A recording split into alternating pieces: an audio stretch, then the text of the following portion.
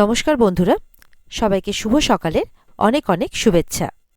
Finally Aditya Kapoor রোশনাইয়ের হয়ে আসল দোষীদের সবার সামনে নিয়ে আসে। হ্যাঁ বন্ধুরা, আজকের এপিসোডে আমরা এটাই দেখতে চলেছি। তোমাদের পছন্দের ধারাবাহিক রোশনাইয়ের আজকের পর্বের রিভিউ নিয়ে আমি চলে এসেছি। বাংলা সিরিয়াল সমাচারে তোমাদের স্বাগত জানিয়ে আজকের পর্বের রিভিউ আমি শুরু করছি। রোশনাই তো চিঠিটা পড়তে শুরু করে। পড়তে পড়তে হঠাৎ করে দেখে চিঠির মধ্যে এমন কিছু লেখা আছে যেটা রোশনাই করেইনি। সেখানে লেখা আছে চিঠিতে রোশনাই কাউকে ইনফ্লুয়েন্স করে, এই নাচের প্রোগ্রামে আর কি কাউকে ইনফ্লুয়েন্স করে এই সমস্ত ঘটনাটা ঘটিয়েছে। এমনকি ও অন্য কোনো ভালো যোগ্য ডান্সারের জায়গাটা নাকি কেড়ে নিতে চায়। আর এই সমস্ত কিছু রোশনাই যদি না বলে তাহলে রোশনাইয়ের যে গুরুজি রুদ্রপ্রতাপ, ওনার অনেক ক্ষতি করে দেবে এখানকার লোকেরা। চিঠিতে এই সমস্ত কথা পড়ে তো রোশনাইয়ের মোটেও ভালো লাগে না। রোশনাই এবার বলছে, এই চিঠিতে যা কিছু লেখা রয়েছে তার থেকে অনেক বেশি কিছু আমার বলা আছে। আমি এবার শুরু করি আমার বলাটা। এই চিঠিতে যা কিছু লেখা আছে সব কিছু কিন্তু মিথ্যে। নিচে তো যারা বসে রয়েছে, যারা রোশনাইকে পুরো চাপ দিয়েছিল আর কি এই চিঠিটা পড়ার জন্যে, তারা তো চিন্তায় পড়ে গেছে যে কি ব্যাপার, রোশনাই চিঠিটা পড়ছে না কেন, আর এইসব রোশনাই কি বলছে। রুদ্র গুরুজি রোশনাইয়ের কথা শুনে খুশি হয়। রোশনাই মনে মনে বলছে, সরি গুরুজি, আপনাকে বাঁচানোর এর থেকে আর কোনো বেশি রাস্তা ছিল না। নিচ থেকে তো ওই প্রোডাকশন হাউসের লোক বলছে, এই মেয়ে কি কথা বলছো তুমি? রোশনাই বলছে, আমি বাজে কথা বলছি?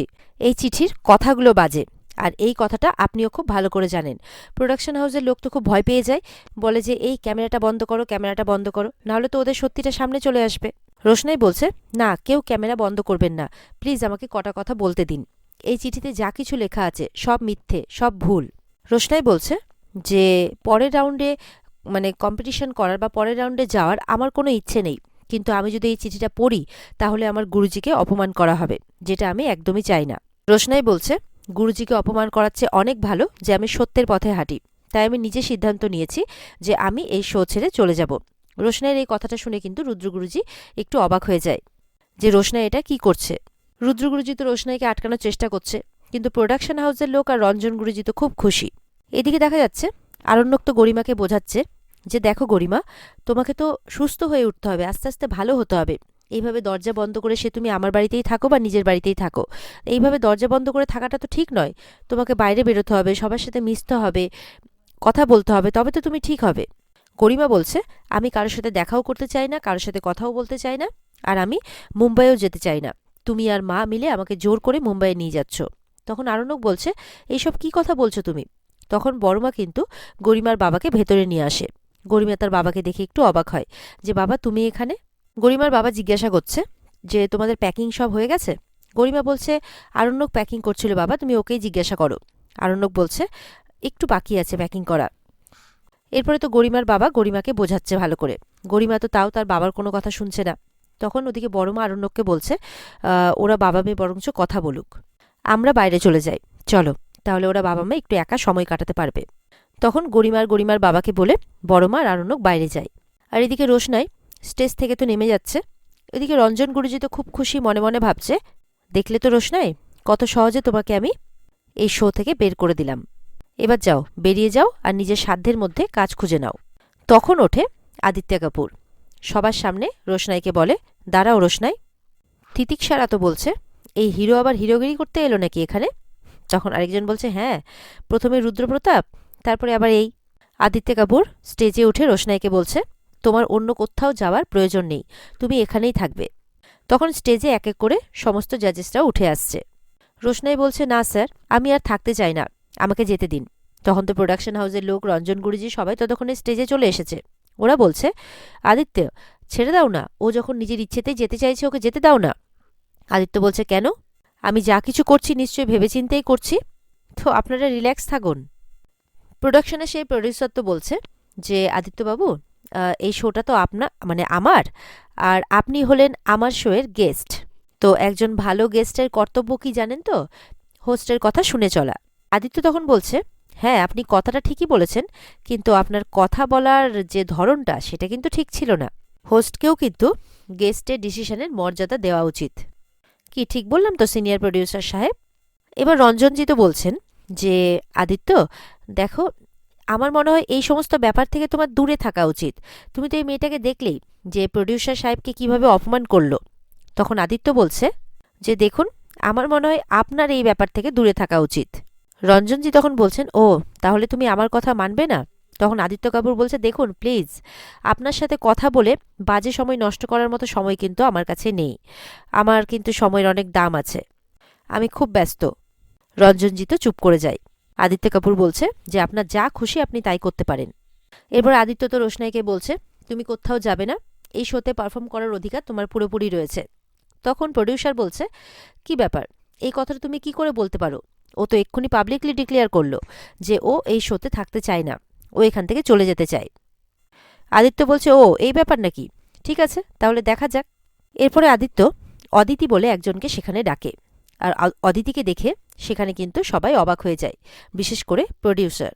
এদিকে দেখা যাচ্ছে গরিমা তার বাবাকে রিকোয়েস্ট করছে যে বাবা, তুমি আমাকে মুম্বাই যাওয়া থেকে আটকাও। তখন গরিমার বাবা বলছে, কেন মা, তুমি মুম্বাই যেতে চাও না কেন? বলছে, সেই ছোট্টবেলা থেকে আমি কম্পিটিশনের পেছনে লাফিয়ে পালিয়ে বেড়াচ্ছি, কম্পিটিশনের পেছনে দৌড়ে বেড়াচ্ছি, সেই একটার পর একটা কম্পিটিশনে দৌড়ে যাচ্ছি, আর মা না আমাকে কখনো সুস্থভাবে থাকতে দেবে না, আর পারছি না আমি। আর মা তো সবাইকেই কম্পিটিটর ভাবে, সবার সমান হতে চায়, তবে মার এই দৌড়ঝাঁপের লাইফের সঙ্গে আমি তাল মেলাতে পারছি না। কাঁদতে কাঁদতে বাবাকে খুব রিকোয়েস্ট করছে যে প্লিজ আমার যাওয়াটা আটকাও না, আমি এইসবের মধ্যেই থাকতে চাই না। নীলাব্জ বলছে যে দেখো, এই মুহূর্তে তোমার মাকে আটকানো যাবে কিনা আমি কথা দিতে পারছি না, তবে আমাকে একটা কথা বলো তো, তুমি মুম্বাই যেতে চাও না, না ডান্স করতে চাও না? গরিমা তখন বলছে, আমি ডান্স করতে চাই বাবা, কিন্তু কারো জোর করে নয়, কেউ আমাকে জোর করবে তারপর আমি ডান্স করব সেটা নয়, আমি নিজের ইচ্ছেতে ডান্সটা করতে চাই, আর এই মুহূর্তে সবাই আমাকে জোর করছে। নীলাব্জ শুনে বলে, আচ্ছা ঠিক আছে, বুঝতে পেরেছি, ঠিক আছে, আমি প্রাণপণ চেষ্টা করব তোমার মাকে আটকানোর, যাতে তোমাকে মুম্বাই যেতে না বলে। গরিমা তো তার বাবার হাত ধরে আবারও কাঁদতে কাঁদতে বলছে, প্লিজ বাবা, প্লিজ তুমি আটকাও আমার যাওয়াটা। গরিমার বাবা বলছে, বললাম তো মা, কাঁদিস না, আমি প্রাণপণ চেষ্টা করব। এদিকে তো স্টেজে সিনিয়র প্রডিউসার যে আছে আর কি, সে তো অদিতিকে দেখে ম্যাম বলছে, তার মানে তার থেকেও বড় অদিতিকেও। দেখা যাক এই অদিতিকে। নিচে যারা রোশনাইয়ের সাথে খারাপ কাজ করেছিল, মানে রোশনাইয়ের ড্রেসটা ছিঁড়ে দিয়েছিল, সেই সমস্ত স্টুডেন্টসরা বলছে আদিত্য কাপুর তাহলে তার ক্ষমতাটা দেখিয়েই দিল। আদিত্য কাপুর বলছে যে আপনারা তো সবাই জানেন যে গতকালকে রোশনাইয়ের খারাপ পারফরমেন্সের জন্য ওকে ডিসকোয়ালিফাই করে দেওয়া হয়েছে। ওর ড্রেসটাকেও ইন্টেনশনালি কেটে দিয়েছিল, যার জন্যে ও কিন্তু ওর ডান্সটা ঠিকমতো করতে পারেনি। কিন্তু সবথেকে ভালো ব্যাপার এটাই যে ওই অবস্থাতেও কিন্তু ও সেই ড্রেসটাকে এক হাতে ধরে রেখে ওর ডান্সটা কমপ্লিট করেছে। তারপরে আমরা সবাই মিলে ঠিক করি যে সিসিটিভি ফুটেজ চেক করা হবে। সিসিটিভি ফুটেজ চেকও করা হয়, তদন্তও করা হয়, কিন্তু তদন্ত করে কোনো কিছু দেখা যায় না। সবাই মনে করে যে এই ঘটনাটা সত্যিও হতে পারে, আবার মিথ্যেও হতে পারে। গড নোজ যে তারা কিরকম তদন্ত করেছেন। বলছে এখন আমার এখানে সাথে আমার সাথে রয়েছে আমার বন্ধু অদিতি। উনি হলেন এই প্রোগ্রামের, এই চ্যানেলের হেড, মানে ইনি হচ্ছেন সবার থেকে বড়। এবার অদিতি নিজের মুখেই সমস্ত কথা বলবে। এদিকে দেখা যাচ্ছে মিনি তো তার বাড়ির বাগানে আর কি হাঁটাচলা করছে। তখন সেখানে আসে লালন। লালনকে দেখে তো মিনি খুব রেগে যায়, বলছে যে তুমি কালকে আমার সাথে কেন দেখা করতে আসোনি? তখন লালন তো চুপ করে থাকে, আর মিনি তো লালনকে মারছে, বলো তুমি কেন দেখা করতে আসোনি কালকে আমার সাথে? বলছে আরে আমার একটু কাজ ছিল। তো বলছে তাহলে আজকে আসবে তো দেখা করতে, তুমি তো আমাকে কথা দিয়েছিলে রোজ কাজ করে ফেরার পথে আমার সাথে দেখা করে যাবে। তখন লালন বলছে আরে আজকে কি করে আসবো, আজকে তো আমাদের পাড়াতে ফাংশন আছে। বলছে কি ফাংশন আছে? বলে হ্যাঁ, আমি সেখানে গান গাইবো। মিনি বলছে আমরা যাবো তাহলে তোমার ফাংশন দেখতে, আর আমিও গান গাইবো সেখানে, আমিও তো একটু একটু গান গাইতে পারি। লালন বলছে হ্যাঁ সে তো তুমি পারো, কিন্তু তুমি আমাদের বস্তিতে গান গাইবে, আমাদের বস্তির ফাংশনে? এবার মিনি জেদ করছে, তাকে যদি সেই ফাংশনে লালন না নিয়ে যায় তাহলে মিনি একা একাই চলে যাবে। লালন বলছে তুমি আমাকে কথা দিয়েছো না যে তুমি বাড়ি থেকে একা একা কোথাও যাবে না? লালন বলছে তুমি বরঞ্চ এক কাজ করো, তুমি ছোটুদাকে বলো, ছোটুদা তোমাকে নিয়ে যাবে। তখন বলে ছোটু যদি না নিয়ে যায় তাহলে কি হবে? বলে তাহলে এক কাজ করবে, জানলায় দাঁড়াবে, জানলায় দাঁড়ালেই তুমি আমার গান শুনতে পাবে। কিন্তু মিনি তো গানটা আবার সামনে থেকেই গিয়ে শুনতে চায়। লালন তো এবার মুশকিলে পড়ে যায়। এদিকে তো স্টেজে অদিতি বলছে আমি মুখে কোনো কিছু বলবো না আপনাদেরকে, আমি যা বলার দেখিয়ে বলবো। এরপর অদিতি একটা পেন ড্রাইভ দিয়ে দেয় সেই প্রোডাকশনের লোককে, তারা একটা টিভিতে সেটা চালিয়ে দেয়। সেখানে পরিষ্কার দেখা যাচ্ছে তিতিক্ষা তার বান্ধবী মিলে আর সেই প্রোডাকশন হাউসের একজন লোক সেখানে যুক্ত রয়েছেন, তারা তিনজনে মিলে রোশনের ড্রেসটা কেটে দিচ্ছে। সেটা পরিষ্কার সবাই দেখতে পেল। তিতিক্ষারা তো এটা দেখে পুরো ভয় পেয়ে যায়, রঞ্জন গুরুজিও অবাক হয়ে যায়, তারা তো ভাবতেই পারেনি যে এরকম ঘটনাও ঘটতে পারে। রুদ্রগুরুজির জাজেস, রোশনাই এই সমস্ত জিনিস দেখে তো অবাক হয়ে যায়। এরপর আদিত্য বলছে যে তাহলে আপনারা এই ঘটনাটা দেখলেন তো নিজের চোখে, এই সত্য ঘটনাটাই আপনাদের সবার কাছ থেকে লুকোনো হয়েছিল। অদিতি বলছে যে বা যারা এটা ইনভেস্টিগেশন করেছে বা বলেছে যে কোনো ক্যামেরা ছিল না, তারা মিথ্যে কথা বলেছে। ফ্লোরের প্রত্যেকটা জায়গাতে সিসিটিভি ক্যামেরা লাগানো রয়েছে, যাতে কেউ অযথা হয়রানি বা চিটিংয়ের শিকার না হয়।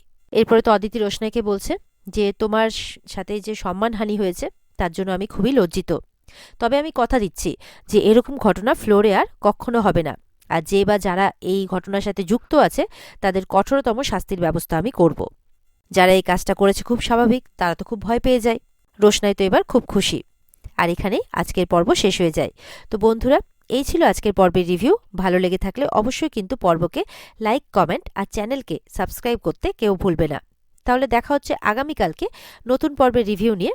আর আজকের এই জমজমাট পর্বের ফুল এপিসোড দেখতে অবশ্যই কিন্তু তোমরা স্টার জলসার পর্দায় যথাসময়ে চোখ রাখবে। তাহলে ভালো থেকো সবাই, টাটা।